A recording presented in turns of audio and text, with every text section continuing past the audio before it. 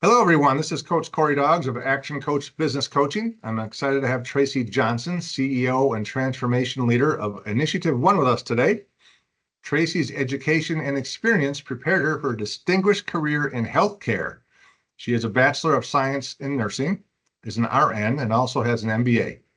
Today, she draws from over 20 years of healthcare leadership experience when delivering and implementing InitiativeOne's leadership transformation processes with clients, allowing them to achieve the highest possible leadership team environment they can within their organizations. Leadership has always been a passion of Tracy's. She's changed careers at the age of 40 to run and operate her husband's entrepreneurial business, InitiativeOne, which she's been doing for the past 18 years. InitiativeOne, we'll learn more about this later, but at a high level, they build healthy trust, high-performing leaders, and cultures that produce higher impact for their organizations. They worked with some really big companies, awesome companies around the country, including 5 NFL teams. Something unique about Tracy, they've raised 8 awesome society contributing kids. 8. 8. 8. I have 4. Who range from 39 to 14 years old. So they still got 2 in the house. You do. Her favorite thing to do in her downtime is travel, be outdoors, and spend time with the family. And something she's most proud of is just the professional and personal impact she gets to make in other people's lives. When they get better, all boats rise. So with that, it's my pleasure to welcome Tracy to the show today. Hello, Tracy. Thank you so much for that invitation and the invitation to be on today and our conversation. Really appreciate it. Okay, so now I get to ask some questions. The first one I want to ask is tell us a bit about your personal story, kind of where you grew up, kind of your personal journey.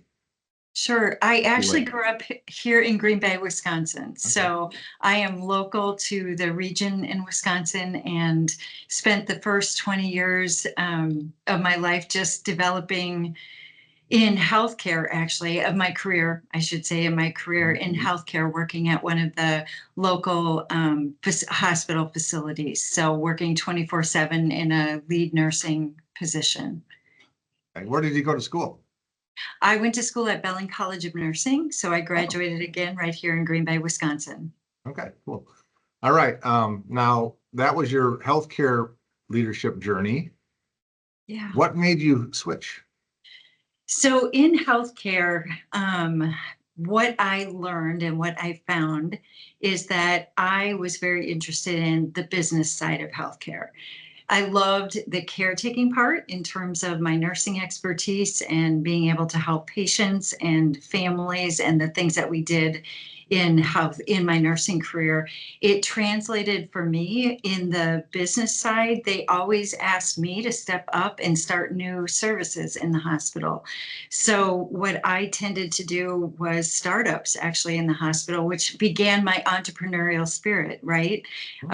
We opened a pediatric ICU. We transitioned urgent care to an emergency room. We started up several physician services, including hospital-based physicians, pediatric hospital-based physicians, and intensivists. So that started my curiosity and my hunger for entrepreneurial business. And one of the things as I was learning how to do the work in the hospital setting, I was introduced to a gentleman named his name was Dr. Fred Johnson, and he was the CEO of InitiativeOne at the time. And so we were introduced, and he came in and he had a phenomenal process, like years ahead of its time, to help my team come together and perform at a higher level, a much higher level. And so he introduced me to this concept of there is structure and things that can help you operate and function better as a team. And I just fell in love with the process. Absolutely fell in love with the process. My team started performing at a much higher level. We started to stand out within the hospital system and the healthcare system that we worked with because there were clinics and hospitals. And so I left healthcare at that point in time to join Fred to do this work in all businesses. And once I dove into other business types, I realized that it is about leadership, and there are foundational things, whether you're in healthcare or manufacturing or retail, that are common amongst all of them. So Wow, that's great. So that leads us to the next question is, and we don't have time to go too deep here because I know we can go for a while on this, but Yeah. leadership styles. Can you talk more about at a high level leadership styles and what yours is? Yeah, I would say I have a collaborative leadership style. I really depend on my team from the standpoint of surrounding myself with really great talent and being able to allow them to do what they do best, and that is lead their various areas of expertise. So I would say collaborative, and I like to model the way, right? That in terms of how does the team lead? I need to lead. So would you say that is like the best style, or is that just your style? That's just my style. There, Okay. I mean, you have to pivot, right? There are times Yes. where you have to be more directional for your team. There are times where you have to let them be the direction leaders. And so I would say that it really pivots depending on the scenario and where our business is at as an organization. All right. So tell us more about Initiative One and kind of how you help people and kind of how that process works. Yeah, so we actually when we engage with organizations, we're really looking, most organizations are trying to get from that point A to point B, right? And the in between point A and point B is usually a change process that has to happen. And so we understand at a very deep level, organizations don't change until the leaders change. And so we start working directly with the executive team and the leaders in organizations to help them really transform. And what we mean by transformation is not like they change their personalities or become somebody that they're not. It's that they have a deeper understanding of who they are, and they lead from their strengths and their capabilities, and yet know what their what we call their backup style is, or their where they're under stress, how they typically respond under stress. And so we help them to stay in their best version of themselves. And as we do that, we begin to introduce your typical leadership just community things that are important. We call them the 5 C's: leadership, communication, change leadership, conflict leadership, creating a safe environment. In other words, we have to be able to say anything and everything to each other in order to be able to move an organization along. So we create an environment in which people really can have the needed conversations, the things that sometimes people hold back on. That sounds super impactful. Yeah. So what type of businesses and organizations do you like to work with? We love to work. There are four areas that I'd say we really have a lot of expertise in. One is public education. We have brought on some amazing superintendents. Dr. Phil Ertl leads our educational leadership team, and he is incredible in partnering with superintendents across the state and across the United States to help them really impact student outcomes and student results in their school districts. And we know that we have to help teachers at the teacher level to see themselves as leaders. And so we work first at the superintendent and cabinet level, and then work our way down.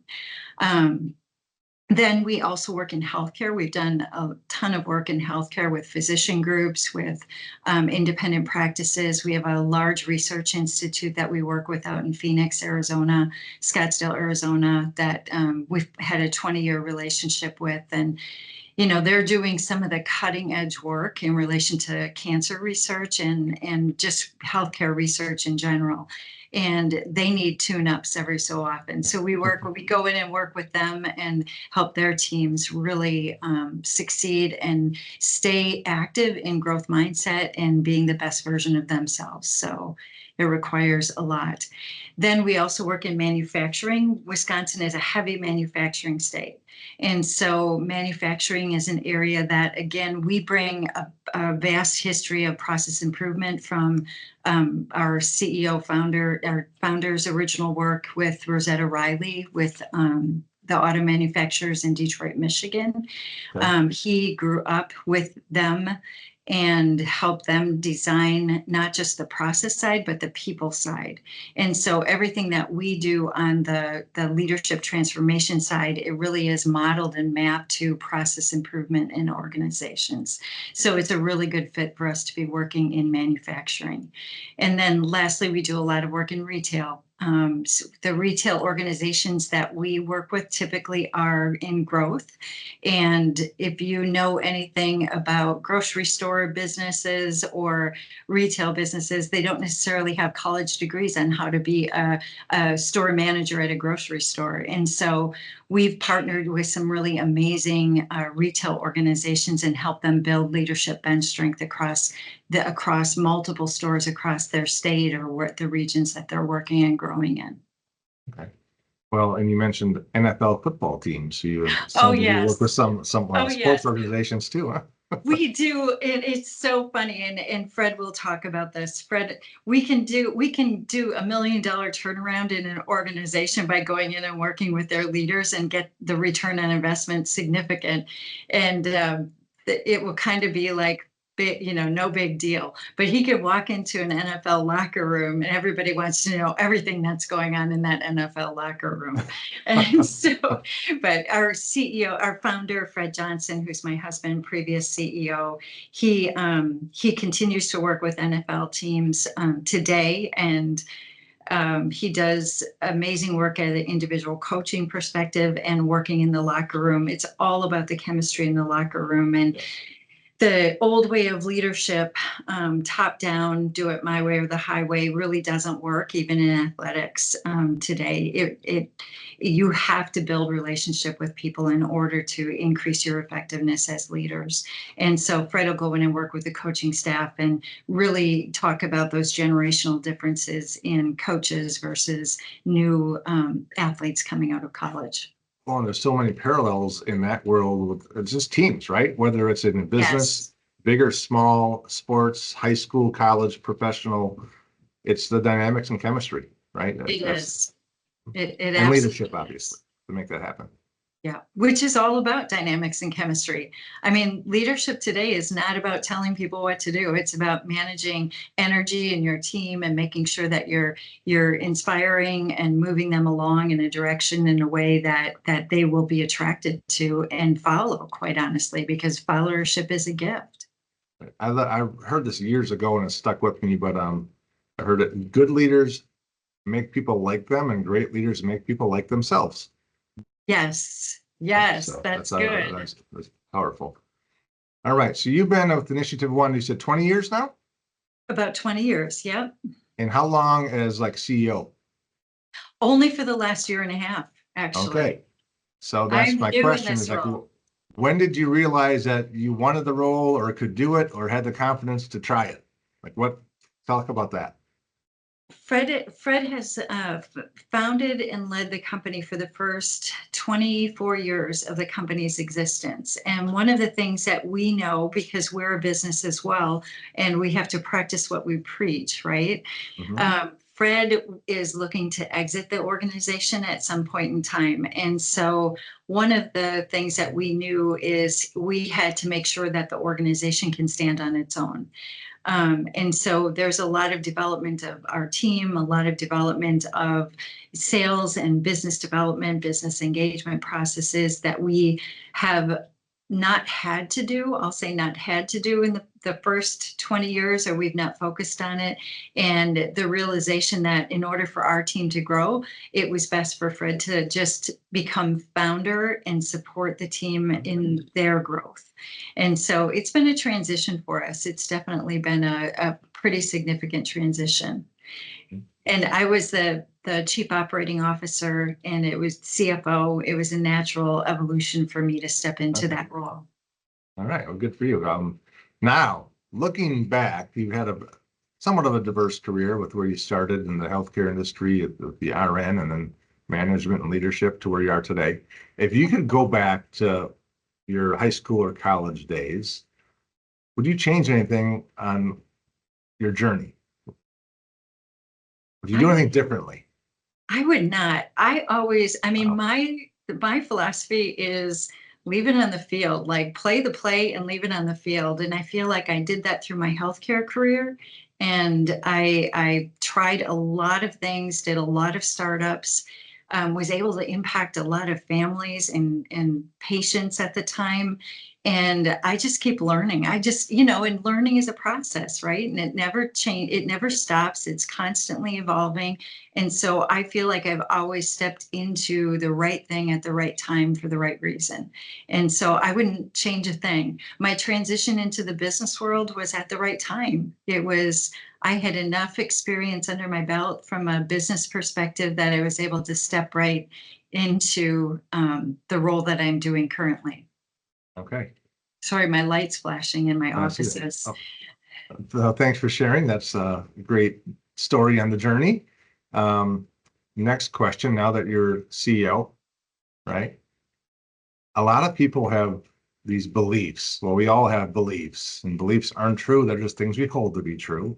Yeah. But a lot of people have perceptions of, oh, she's a CEO of a business, or business owners, right? Oh, they're a business owner. Is there a common myth out there that you would like to dispel that people might have about business owners and CEOs? I think sometimes people forget they're human beings, Mhm. and they have the same insecurities and the same challenges and the same struggles as most people do. And it is more of they process through it as quickly as they can, and they really don't hold back from the standpoint of challenges, right? They go after challenges and face them head on. Um, what is one or a few of the most interesting insights you've learned or any advice you've received recently that you'd like to share?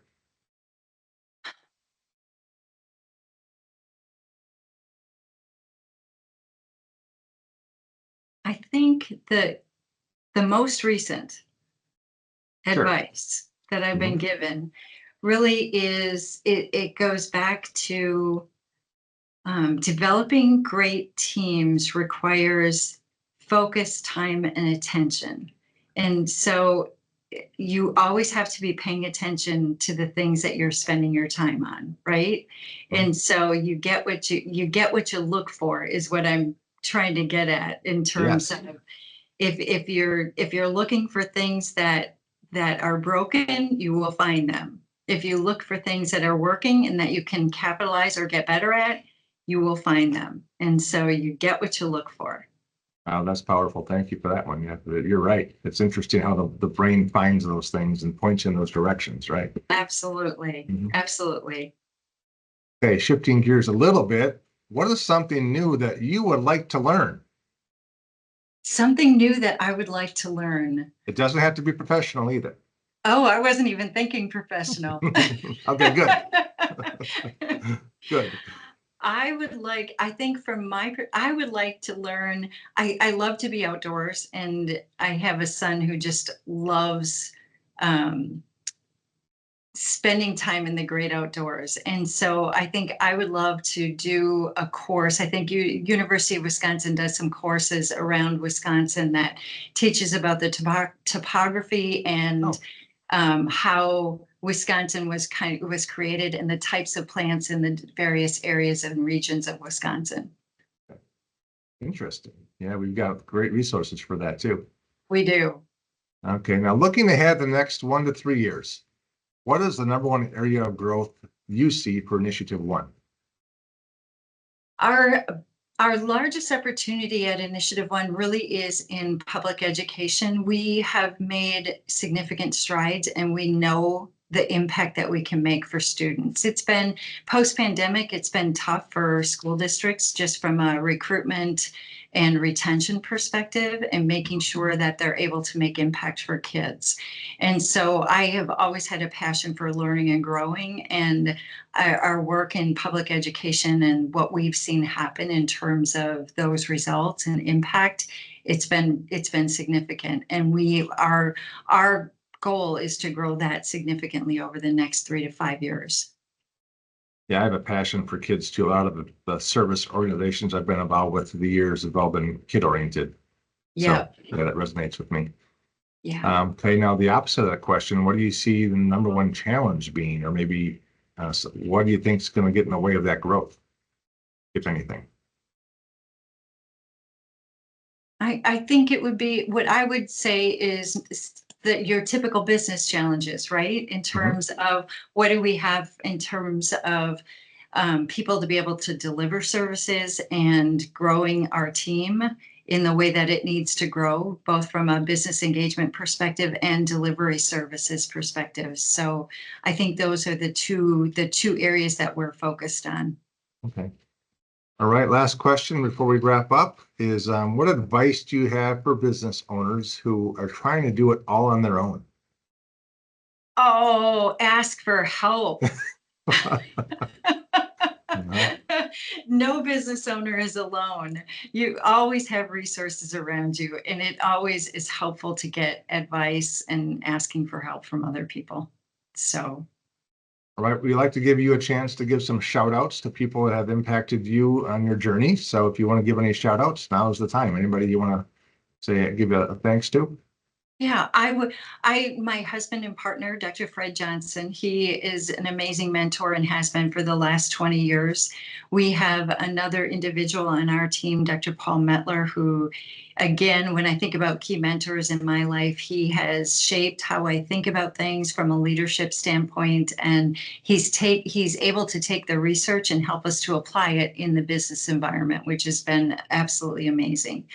Our clients that we work with are phenomenal, and they're either trying to get better or in a turnaround or in a challenge. And we just, we dig in with them shoulder to shoulder. And we're so grateful for the number of clients that we have across the state and across the country, actually. So, All right, thank you for that. And then if someone wanted to learn more about Initiative One, kind of what you do and if it might be a fit for them, like how can they put their toe in the water? How would they reach out to you and contact someone, either you or someone else on your team? yeah, you're welcome to go to our website at initiativeone.com, and the word one is spelled out. We also hold what we call a monthly think tank. And the monthly think tank, we have close to 1,000 people join us every month, once a month. We throw out a topic, and Dr. Fred does the speech on the topic. Last month was adversity, the separator of champions. And it really is a way for you to engage with the leadership community. It is, everybody who attends is trying to learn, grow, and collectively, get better as leaders and as business owners and as individuals. And so it's a great networking opportunity as well as learning opportunity. And you surround yourself with people who think like you think, and Yes. and love to brainstorm and collaborate. It really is a powerful tool that we use just to keep our leadership community together. And so if you attend the think tanks, you will either be talking to people who are checking out what we do or who have been through our processes and can share with you the impact that we've had in their business or in their personal lives. Okay, and is information on the tanks on your website also? It is on the website. Yeah. Okay, all right. All right, well, that's all the time we have for today. So it was a pleasure meeting you, Tracy, and learning more about your journey and Initiative One. And thanks for being on the show. Thanks so much. Appreciate it.